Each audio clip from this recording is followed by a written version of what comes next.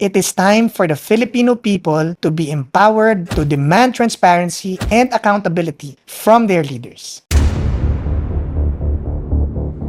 The PACC's work did not stop with Congress. I led several high-risk entrapment operations to expose the worst offenders. One of the most high-stakes operations was when I arrested 3 BIR officials caught extorting 75 million pesos in Makati.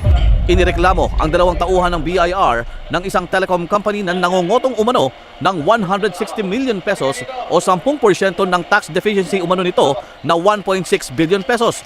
Pero giit ng telecom company, bayad na ang kanilang obligasyon sa buwis. Nakipagtawaran pa sila at naareglo sa 75 billion pesos ang halaga. Another complex operation targeted a BIR chief demanding 2 million pesos. During the raid, we were ambushed by 18 armed security guards, but we stood our ground, disarming them at gunpoint to ensure that the arrest was carried out. After these arrests, I made one of my most famous and controversial statements. I have more respect for drug lords and street thieves than for corrupt government officials. The reason was simple. Criminals at least take risks and they accept their fate. But corrupt officials sit behind desks raking wealth with impunity. When political connections caused the police to drop the case against the BIR suspects, I took matters into my own hands, calling up the general and demanding for accountability, or the report will reach the president immediately. The entire police unit involved was relieved. Later, I was appointed chairman of the PACC,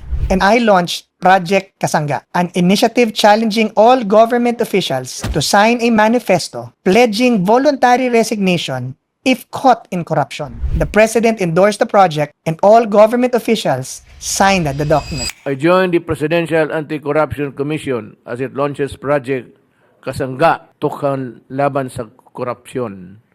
Let me express my full support for this project, which is consistent with my administration's goal of ensuring transparency and accountability in government. I firmly believe that if the PACC had not been disbanded by the succeeding administration, many of the scandals that followed would never have happened. The fight against corruption is far from over, but the path forward is clear.